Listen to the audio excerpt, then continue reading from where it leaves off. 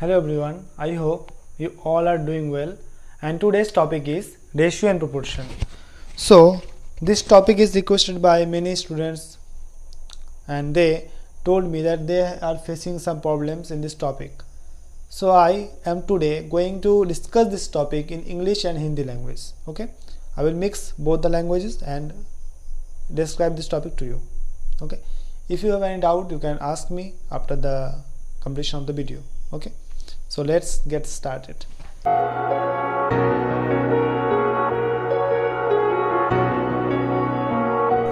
So today's video is on ratio and proportion. You all know. Then tell me what is the meaning of ratio. Ratio is मतलब ratio होता क्या है? Ratio होता है कि comparison between two or more quantities with the same unit. ये चीज़ बहुत important है कि रेशियो जब निकालोगे आप तो रेशियो निकालने का टाइम आपको दोनों का यूनिट सेम होना चाहिए. तो अभी हमको क्या सीखना है, हम लोग तो रेशियो क्या होता है जान गए. अब हमको जानना पड़ेगा कि रेशियो में जो आपका एग्जाम्पल के साथ अंडरस्टैंडिंग है वो बिल्ड करना पड़ेगा आपको. देखो पहला बात क्या है कि देखना पड़ेगा रेशियो. मान लो आपको बोला जाए कि एक बकेट दिया हुआ है, बकेट के अंदर मान लो ऑरेंज रखा हुआ है और लेमन रखा हुआ है. तो ऑरेंज मान लो आपके पास दिया हुआ है और लेमन दिया हुआ है. ऑरेंज दिया हुआ है 8 और लेमन दिया मान लो 6. ठीक है, तो आपको बोलना है कि इसका सिंपलेस्ट फॉर्म क्या होगा. और आपको पता होना चाहिए कि रेशियो को हम लोग किसके फॉर्म में डिनोट कर सकते हैं, A:B. ए को हम लोग क्या बोलते हैं फर्स्ट टर्म, और बी को क्या बोलते हैं, बी को सेकेंड टर्म. और ये जो बीच में देख पा रहे हैं दो कॉलन की तरह साइन, 1 डॉट ऊपर 1 डॉट नीचे, इसी को हम लोग रेशियो बोलते हैं. और इसका निकनेम प्यार से हम लोग इज टू बी बोल सकते हैं. इज टू कैसे पढ़ते हैं, A:B, A:B. और इस ए का भी एक प्यारा सा नाम है जिसको हम लोग बोलते हैं एंटीसीडेंट. और इस बी का भी प्यारा नाम है, उसका नाम है कॉन्सिक्वेंट. इतना क्लियर हुआ, वेरी गुड. अब आ जाओ ऑरेंज और लेमन के एग्जांपल में. अगर बोला जाए एक बकेट में 8 ऑरेंज और 6 लेमन है तो आपको बोला जाएगा कि देखो इससे कितना ज़्यादा है, 2 ज़्यादा है कि नहीं. आप कंपेयर कर पा रहे हो एक दूसरे को, और नंबर ऑफ ऑरेंज के साथ नंबर ऑफ लेमन का कंपेरिजन कर लो सेम यूनिट के साथ. और एक चीज़ क्या देख लो, अगर इसको आप कट करो मतलब क्या हो जाए, इसको हम लोग ऐसे लिख सकते हैं क्योंकि A:B है. A:B एक टाइप का फ्रैक्शन ही हुआ है कि नहीं, अ टाइप ऑफ फ्रैक्शन. तो यहाँ पे देखो इसको आप काट सकते हो, 2 4 8, 2 3 6, तो कितना है 4:3 है इसका simplest form.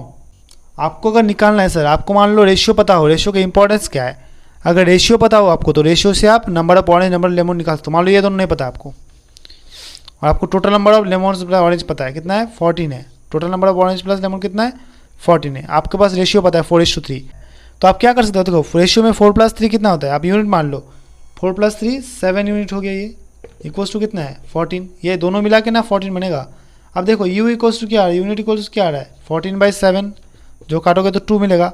Unit equal to 2. तो यहाँ पे देखो आप 4 यूनिट माने थे, 3 यूनिट माने थे, तो 4 यूनिट मतलब 4 × 2 और 3 × 2.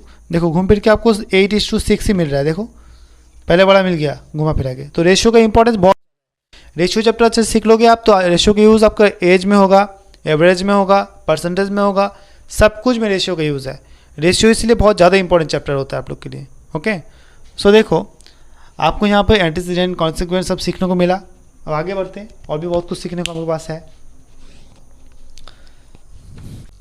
तो पहला वाला एग्जाम्पल देखिए आप लोग, जो कि बहुत ही आसान है. पहला काम क्या है, आपको मिनट्स और आवर्स को सेम यूनिट में लाना पड़ेगा, ये आपको पता है.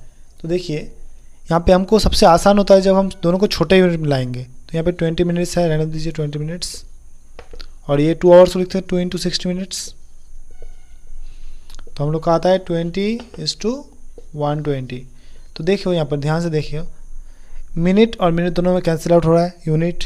ठीक है, हम क्या रेशियो इज अ फ्रैक्शन जिसका क्या होता है यूनिट कट हो जाता है सेम यूनिट को, यूनिटलेस फ्रैक्शन होगा वो. तो ये काट कर 21 26 120, तो 1:6 होगा इसका आंसर. आई होप आपको कोई डाउट इसमें है नहीं।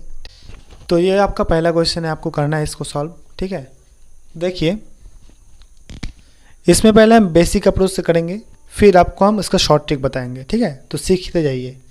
देखिए 10% of x equals to 20% of y, तो find x is to y, आपको x इज टू वाई निकालना है। ध्यान से देखिए, यहाँ पर आप लिख सकते हो 10/100, 10% means 10/100 of means into an x, 20/100 of means into an y। What will do, x y को उधर लेकर ये y आ जाएगा नीचे, इधर 20/100 है। क्या बताए थे, जब भी फ्रैक्शन इक्वल टू को उधर जाएगा रिवर्ट हो जाएगा, अपने आप को रिवर्स कर देगा। ये कट गया, ये आ गया, आंसर आ गया x इज टू वाई 2:1। ठीक है, इसका क्या हो गया, बेसिक अप्रोच ये। लेकिन एग्जाम में इतना बड़ा नहीं करना है आपको, एग्जाम में कोशिश करना है छोटा करके करने के लिए, जितना भी हो सके आप छोटा कीजिए इसको।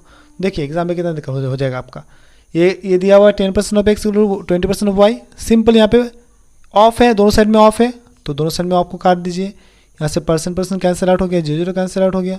अब देखिए ध्यान से 2 इंटू वाई एक्स है, 1x है, मतलब 1x equal to 2 into Y. ये बना कैसे है, आप ऐसे सोचिए, x के नीचे y को उतार दीजिए, तो 2 के नीचे 1 को उतार दीजिए, 2 के नीचे 1, x के नीचे y, तो आंसर आ गया x is to y equals to 2:1।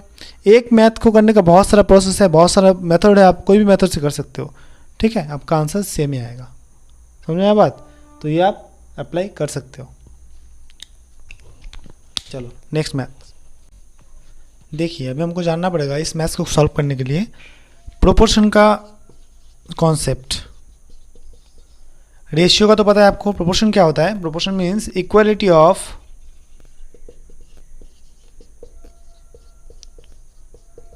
To ratios is called proportion. इसका मतलब क्या है दोस्तों, इसका मतलब है कि दो रेशियो का जो कंपैरिजन होगा, इक्वालिटी होगा, उसी को हम लोग बोलते हैं प्रोपोर्शन। जैसे कि मान लो आपको बोला जाए 2:5 इक्वल्स टू 2:5 एक मान लीजिए एक रेशियो का पार्ट है, और एक मान लीजिए बोला गया आपको 4:10। ये दोनों आपस में सेम टू सेम है, इक्वल साइन क्यों नहीं बैठा, क्योंकि दोनों को हम स्मॉलेस्ट फ्रैक्शन में रहेगा। स्मॉलेस्ट तो ये वाला है, लेकिन ये स्मॉलेस्ट नहीं है।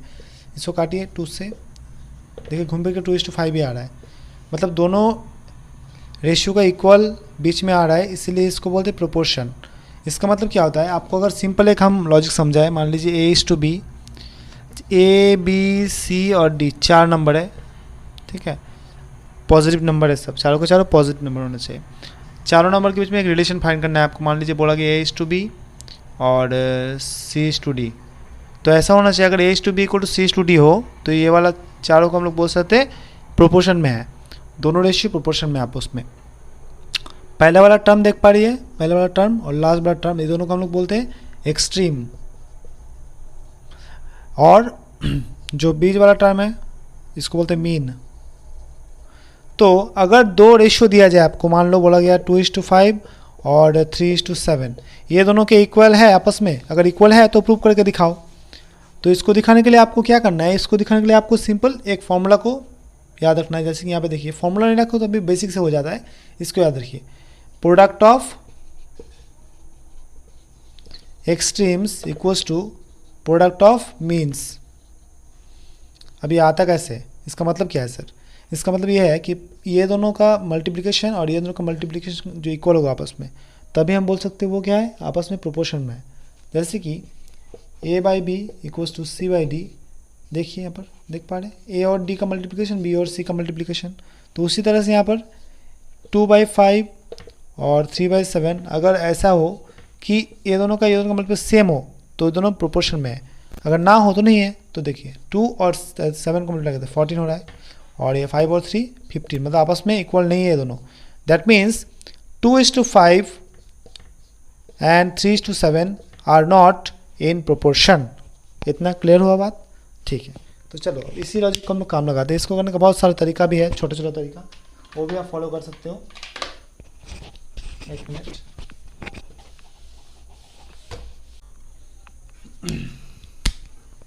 तो यहाँ पे क्या कर सकते हैं, डायरेक्ट तो आप कर सकते हो, लेकिन पहले हम क्या करें, बेसिक में सिखाएंगे, बेसिक कैसे करना होता है। तो प्रोडक्ट ऑफ क्या करना है हमको, एक्सट्रीम करना है। 2.5 × 8 इक्वल्स टू 5 × y, मल्टीप्लाई कीजिए, कितना होगा 20 होगा, और ये 5y। सो नेक्स्ट स्टेप में y इक्वल्स टू कितना हो जाएगा 20/5, काटोगे 4 आ जाएगा। आंसर कितना आएगा y इक्वल्स टू 4।